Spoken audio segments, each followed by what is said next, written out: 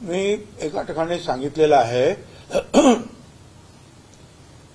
की मला मंत्री व्हायचं आहे म्हणून कुणाचा तरी बळी घ्यावा किंवा कुणाचा तरी राजीनामा घ्यावा आणि मला मंत्री करावं असं माझ्या मनात स्वप्नातही येणं शक्य नाही. हा पहिला भाग. दुसरा भाग, आपण जे सारखं मी आता ऐकतो आहे मीडियातून विशेषतः की धनंजय मुंडेचा राजीनामा घ्या, धनंजय मुंडेचा राजीनामा त्यांनी दिलाच पाहिजे. मला याच्यावर सांगायचं आहे की फडणवीसांनी स्पष्ट सांगितलेलं आहे की मी पूर्ण चौकशी करणार आणि चौकशी केल्यानंतर त्याच्यामध्ये जर कोणी काही दोषी जर सापडले आणि जे कोणी दोषी सापडतील लहान मोठे, ते आका काय काका काय कोण जे काय असतील ते, त्या सगळ्यांवर कारवाई करू.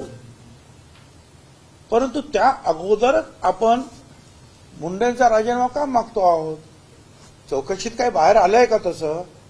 बरं, तुमच्याकडे जर काही माहिती असेल तशी तर तुम्ही त्या पोलिसांकडे द्या, ते चौकशी करतील.